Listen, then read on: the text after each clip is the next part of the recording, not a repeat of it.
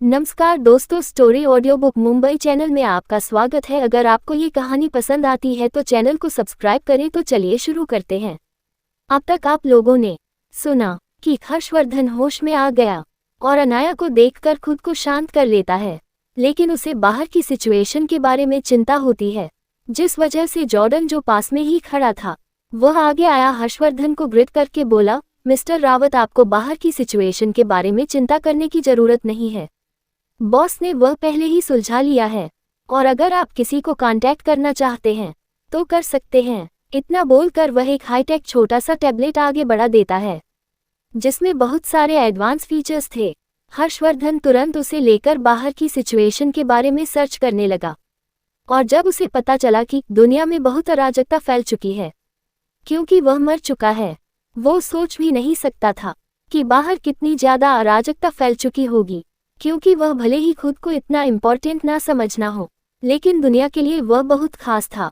एक तो वह अंडरवर्ल्ड किंग था जिसकी वजह से दुनिया की अधिकतर ज़्यादा बुराइयां दब कर रही थी और कोई भी बहुत ज़्यादा गलत काम करने की हिम्मत नहीं कर सकता था।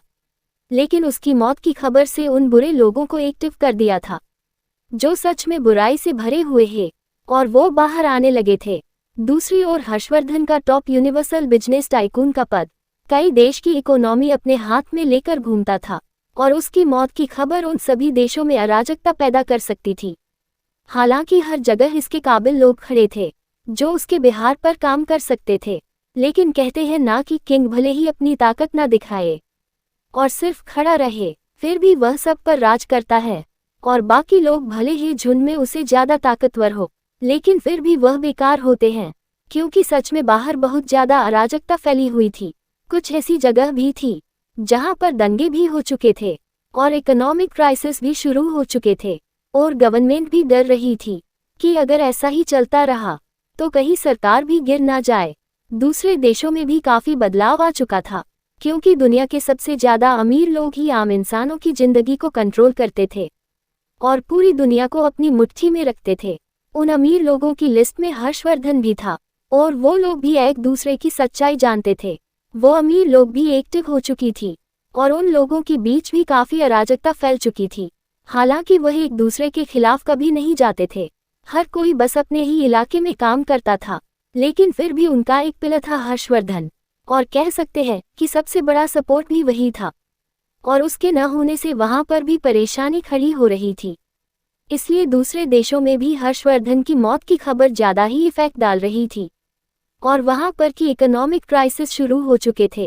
कई कंपनियों के शेयर में गिरावट आई थी, यहां तक कि जो कंपनियां अगले कुछ सालों में पब्लिक होने की कगार पर थी उसमें भी उतार चढ़ाव होना शुरू हो गया था और यह सारे बदलाव सिर्फ एक ही इंसान की वजह से हो रहा था और वह था हर्षवर्धन रावत। वही हर्षवर्धन बाहर की न्यूज़ देख रहा था। वह समझ चुका था कि अब उसे बाहर की सिचुएशन हैंडल करनी जरूरी थी, इसीलिए वह जॉर्डन से बोला, मुझे एक हाईली सिक्योर सैटेलाइट फ़ोन ला कर दो, मुझे किसी को कांटेक्ट करना है। जॉर्डन भी तुरंत हर्षवर्धन की बात सुनकर अंदर चला गया फ़ोन लाने के लिए। वो अपने हाथ में यूनिक तरह का गैजेट लेकर आया जो दिखने में तो किसी छोटे से टैबलेट की तरह था, लेकिन उसके साथ एक अलग स्क्रीन जुड़ी हुई थी जो छोटे बॉक्स की तरह था। ये हाईली मॉडिफाइड सैटेलाइट फ़ोन था जिसका इन्वेंशन खुद अनाया ने किया था। इससे ज़्यादा सिक्योर लाइन कहीं पर भी नहीं मिल सकती थी। उसे लेने के बाद जॉर्डन ग्रेट करते हुए बोला, मिस्टर रावत, अभी हम लोग बाहर जा रहे हैं, कुछ भी ज़रूरत हो तो हमें इन्फॉर्म कर देना, अभी आपको और आराम की ज़रूरत है। इतना बोलकर हर्षवर्धन भी तुरंत उस सैटेलाइट फ़ोन में कुछ कोड टाइप करता है, लेकिन वह ज़्यादा मॉडिफाइड था इसलिए हर्षवर्धन उसे ऑन नहीं कर पा रहा था। वह परेशान होकर अभी जॉर्डन को अभी बुलाने ही वाला था, तभी उसके कानों में अनाया की ओर से एक रोबोटिक आवाज़ आई, बॉस, वह ऐसे एक्टिवेट नहीं होगा। इस आवाज़ को सुनकर हर्षवर्धन की नज़रें भी तुरंत अनाया पर चली गई, लेकिन तभी उसकी वॉच से बीपी की आवाज़ आने लगी। हर्षवर्धन समझ गया कि यह अनाया का रॉबर्ट रैम था जिसे यह आवाज़ आ रही थी। दरअसल जब से अनाया ने हर्षवर्धन को रॉबर्ट रैम के बारे में बताया था, तब से जब भी वो लोग अकेले होते थे तब रॉबर्ट रैम एक्टिवेट हो जाता था। तभी हर्षवर्धन गंभीर आवाज में बोला, मुझे किसी को कांटेक्ट करना है, मैं इसे ओपन कैसे कर सकता हूँ? तो रोबोट रैम रोबोटिक आवाज में बोला, बॉस, आप मुझे बताएं, मैं आपको कांटेक्ट करके बता दूंगा। ये सुनकर हर्षवर्धन पहले तो कुछ सोचता है, लेकिन फिर गंभीर आवाज में किसी ऑर्गेनाइजेशन का नाम लेते हुए बोला, मुझे इस ऑर्गेनाइजेशन की टीम मेंबर को कांटेक्ट करना है। ये सुनकर रेम रोबोटिक आवाज में बोला, ठीक है बॉस, मैं अभी कर देता हूँ। इतना बोलकर वह कुछ कोडिंग करके सैटेलाइट से कनेक्ट करता है और उसने थोड़ी ही देर में ऑर्गेनाइजेशन को कॉल कर दिया। यह एक वीडियो कॉल था। थोड़ी ही देर में हर्षवर्धन के हाथ में पड़ी हुई सैटेलाइट फोन की स्क्रीन पर तकरीबन 6 लोग नजर आने लगा। वह हर कोई उस ऑर्गेनाइजेशन का हायर ऑफिसर था। वही उन लोगों को पहले तो किसी अनजान सैटेलाइट फोन से कांटेक्ट मिलने की वजह से कुछ गलत होने का अंदेशा हुआ, लेकिन फिर उन लोगों ने फोन उठा लिया और सामने का नजारा देखकर वह सब के सब चौंक गए। हर कोई चिंतित स्वर में हर्षवर्धन को अलग अलग भाषा में पूछ रहा था, मिस्टर रावत आप ठीक तो है? आपके साथ कुछ गलत तो नहीं हुआ?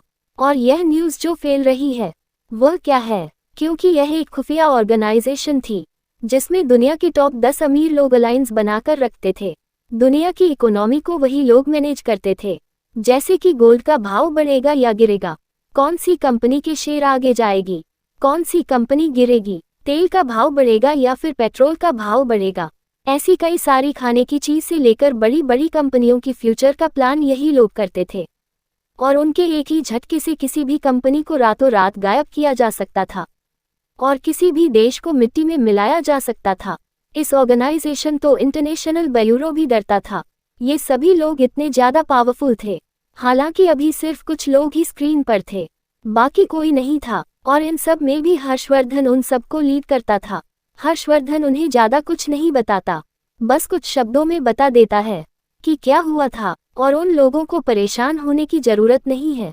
और इन सब के पीछे हर्षवर्धन की ही चाल थी, इसलिए ज्यादा परेशान ना हो।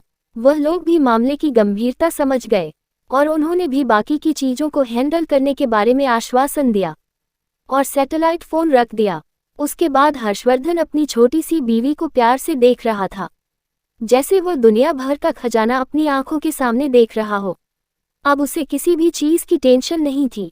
उसने बीच में रजत को भी फोन करके बात कर ली थी और आगे की प्लानिंग कर ली थी कि उसे क्या करना है।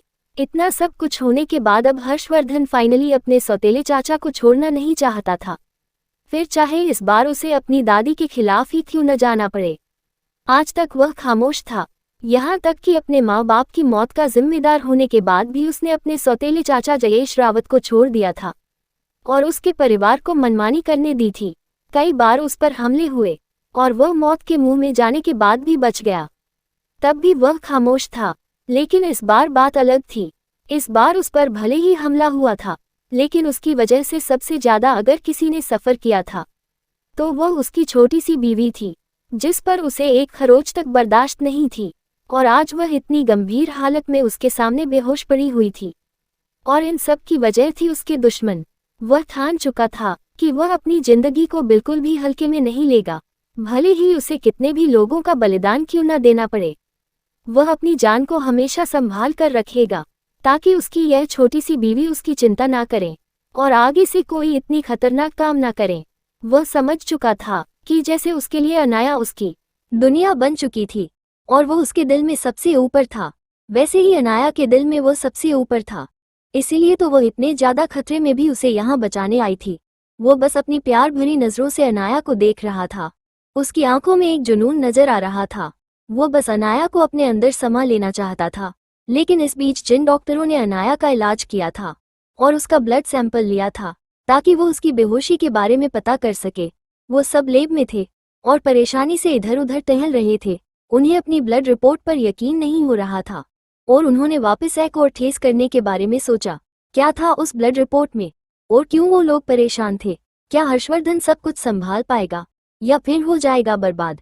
अगर आपको अगला एपिसोड चाहिए तो लाइक करें, कमेंट करें और चैनल को सब्सक्राइब करें।